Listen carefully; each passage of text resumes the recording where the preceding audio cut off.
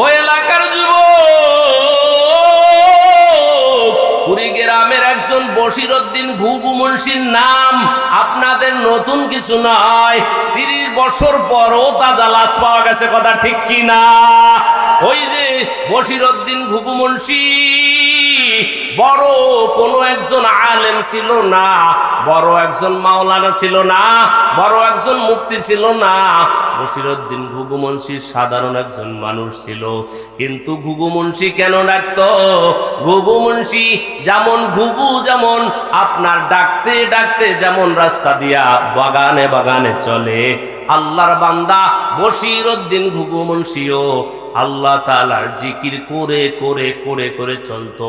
মানুষগুলা মনে করতো ঘুঘু যেইভাবে যায় বশিরউদ্দিন ঘুঘু মুন্সিও ওইভাবে যায়। আজকে আল্লাহ তাআলার এমন আল্লাহর ওলি হইল,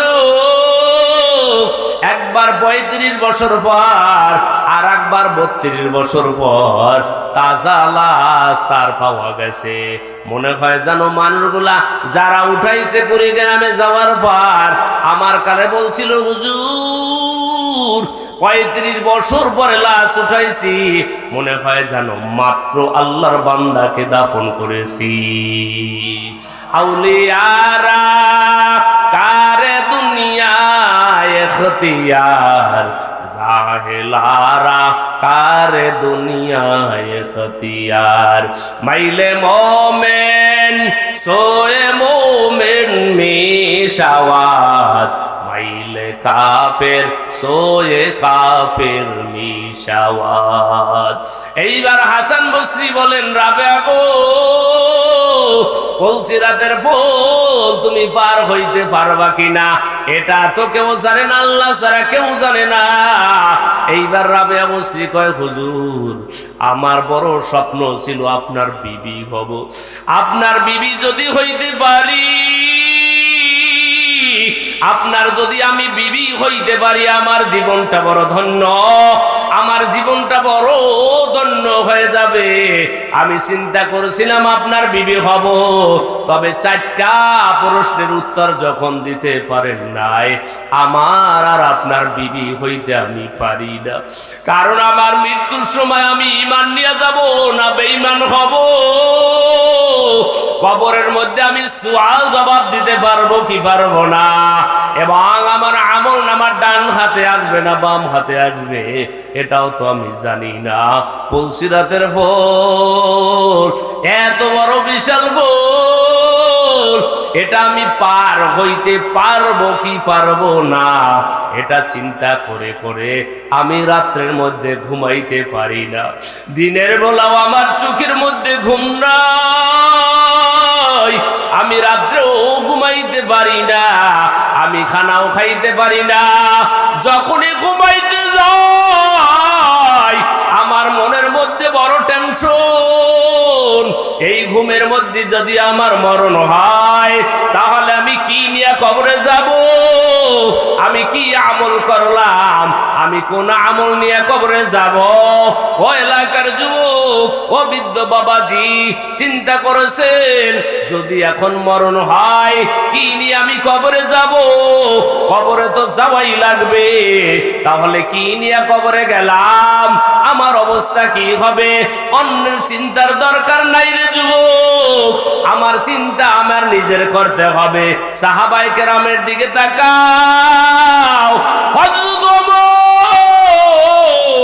অর্ধ জাহানের খলিফা হযরত ওমর রাদিয়াল্লাহু তাআলা আনহু, তিনি একটা কুকুর দেখেও কান্না করতেন আর ডাক দেয়া কইতেন, হায় রে কুকুর, তুই তো আমার থেকে কত ভালো, কারণ মৃত্যুর পরে তোর কোনো হিসাব নাই, তোর কোনো নিকাশ নাই, তোর কবরের কোনো সুয়াল জবাব নাই, তোর আমল নামার ডান হাতে বাম হাতে আসবে না, পুলসিরাতের ফলের কাছে তোর দাঁড়ানো লাগবে না, মরার পরে তোর জীবন শেষ।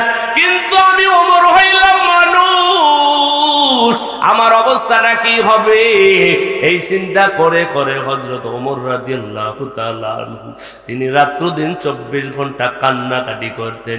কবরের পাশে দাঁড়াইয়া হাউ মাউ করে কান্নাকাটি করতেন আর বলতেন, আরে কবর নবীজি বলছেন পরকাল জীবনের প্রথম ঘাঁটি হলো কবর। যেই ব্যক্তি কবরের মধ্যে নাজাত পাইল, বাকি ঘাঁটিগুলাও সব নাজাত পেয়ে গেল। ও আম্মা জান রাবিয়া বসরি রাহমাতুল্লাহ আলাইহা, তিনিও তো একজন নারী ছিলেন, আপনিও তো একজন নারী। রাবিয়া বসরি তিনি কবরের টেনশন করে দুনিয়ার মধ্যে বিবাহ বসতে পারে নাই। ও আম্মা জান, যখন বিদায় হওয়া লাগবে, যেই সময় ঘরের মধ্যে আপনি আসছিলেন, এই বাড়ির মধ্যে যখন আসছিলেন, মানুষগুলো আপনাকে ফুলের তোড়া দিয়া তারপরে আপনাকে বরণ করেছে, মানুষগুলা স্বাগতম জানাইছে। আম্মা জান একটা বারো কি চিন্তা করেছো যেই সময় এই বাড়ি থেকে বিদায় নিয়ে যাইবেন, সন্তানগুলা মা মা মা মা বলে কাঁদবে, আপনার বাচ্চাগুলা পাখির বাচ্চার মতো হাউবাউ করে কাঁদবে। আম্মা জান একটা সেকেন্ডের জন্য জবাব দিতে পারবেন না। ওই কবরে কি নিয়ে যাবেন রে আম্মা জান? আপনার মতো একজন নারী ছিলেন খাদিজাতুল কুবরা রাদিয়াল্লাহু তাআলা আনহা, এত বড় দামি নারী, মায়ার নবী রাহমাতুল লিল আলামিন খাদিজাতুল কুবরা রাদিয়াল্লাহু তাআলা আনহার কথা একটা সেকেন্ডের জন্য বলতে পারতেন না। তিনি মাঝে মাঝে হাত উঠাইয়া খাদিজাতুল কুবরার জন্য কান্নাকাটি করতেন।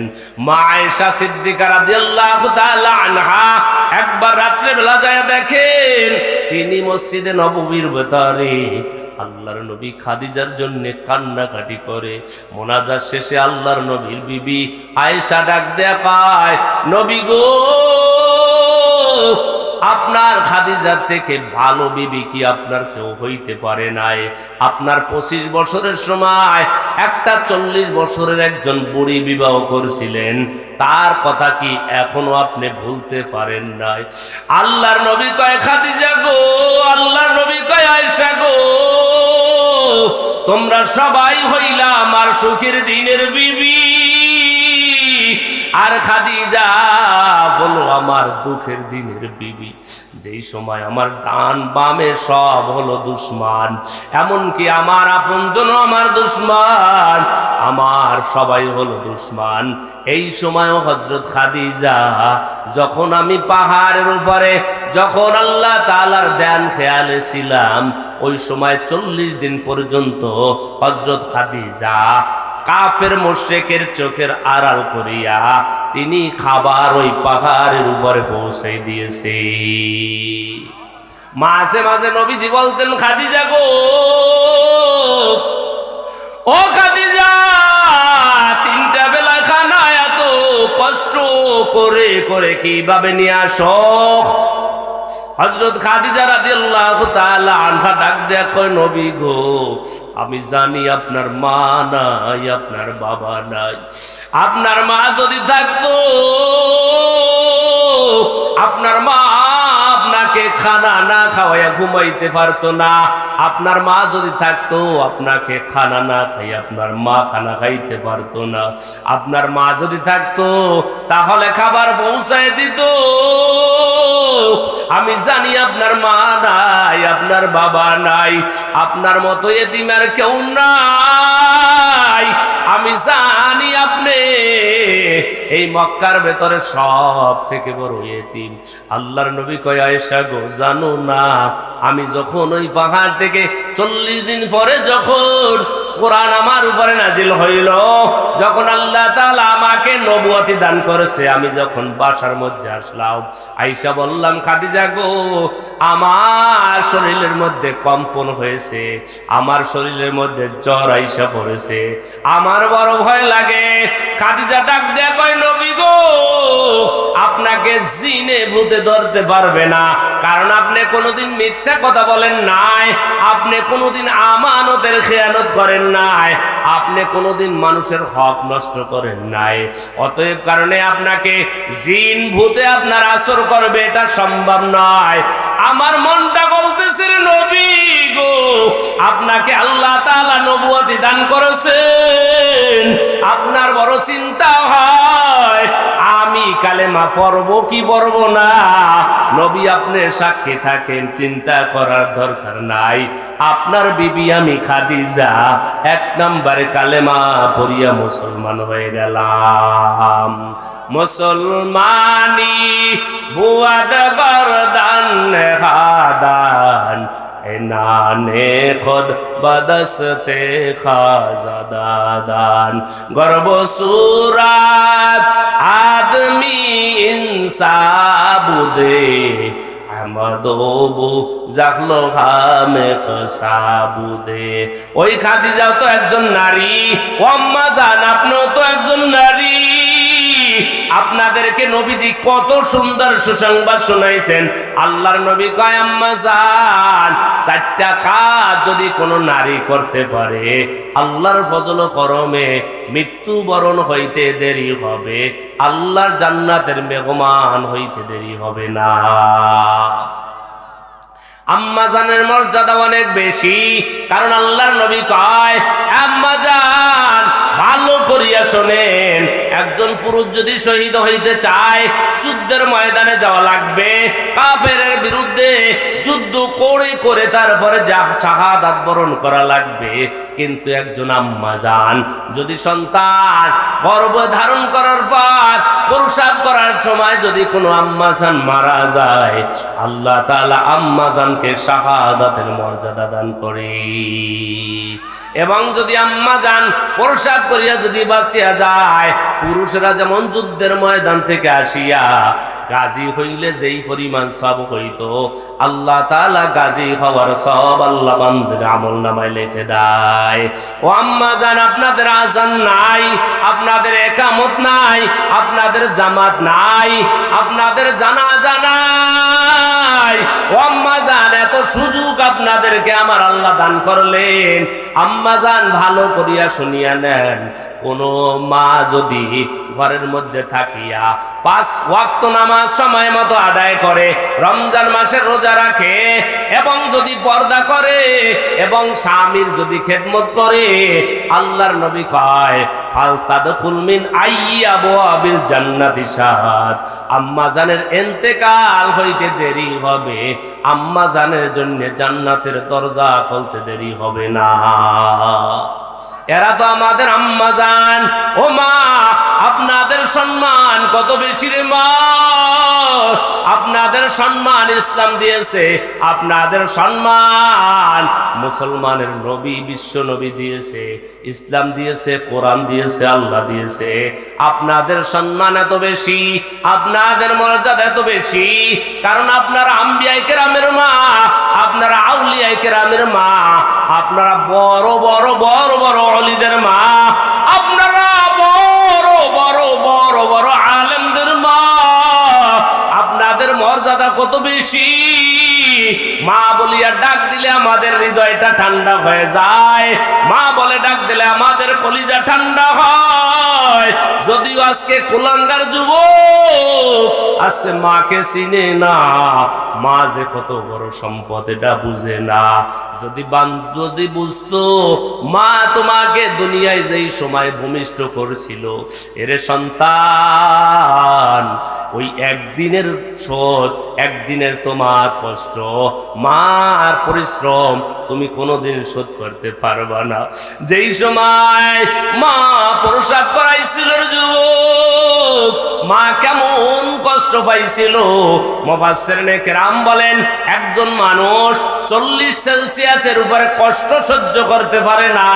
যদি 40 সেলসিয়াসের উপরে যদি কষ্ট পায় তাহলে মানুষটা মারাই যাবে।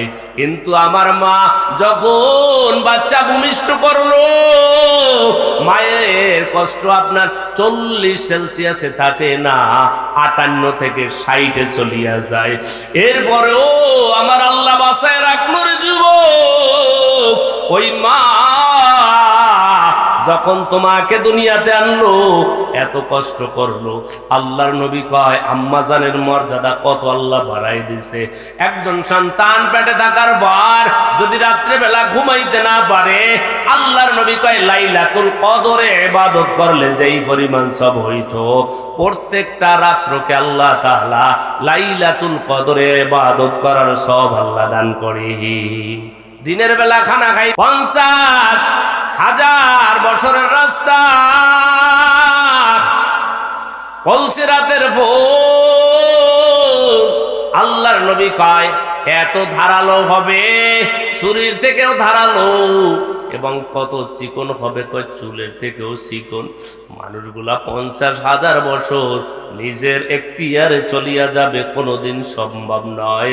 যদি আল্লাহ তাআলা মেহেরবানি করে ওই পুলসিরাতের ফুল যদি পার করেন, আল্লাহ তাআলা যাকে পার করাইবেন তিনি পার হইতে পারবেন।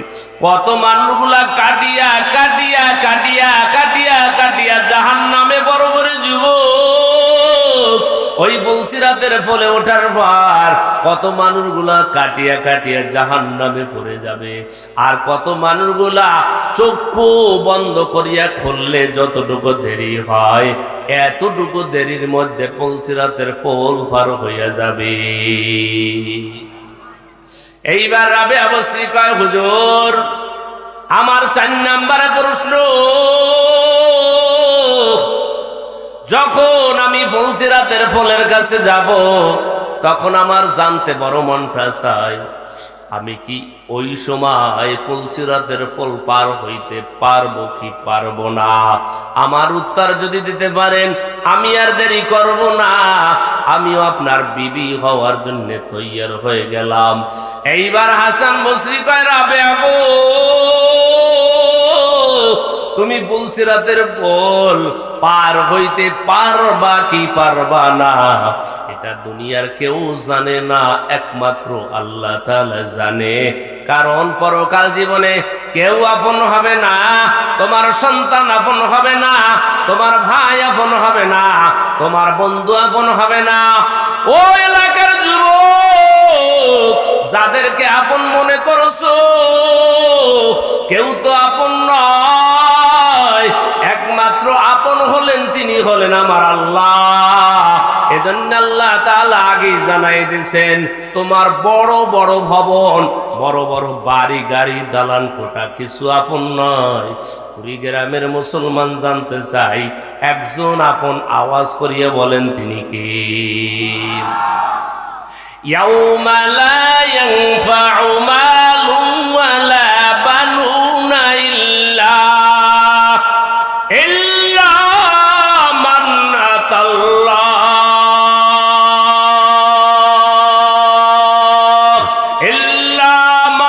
আতাল্লাহ বিকলবিন সালিম।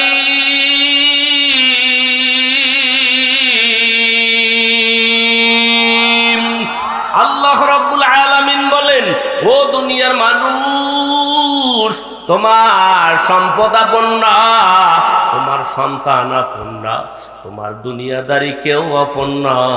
কিয়ামতের ময়দানে কেহ তোমার আপন হয়ে দাঁড়াবে না, একমাত্র আপন হবেন কে? আল্লাহ বলেন ইয়াউমা লা ইয়ানফাউ মালুন ওয়ালা বানুন, তোমার মাল এবং সন্তান কিয়ামতের ময়দানে কোনো কাজে আসবে না। তোমার কাজে আসবে কি? ভালো আত্মা নিয়ে যদি কবরে যাইতে পারো, তাহলে ভালো আত্মাকারীরা আল্লাহর ফজল ও করমে জান্নাতের মেহমান হয়ে যাবে।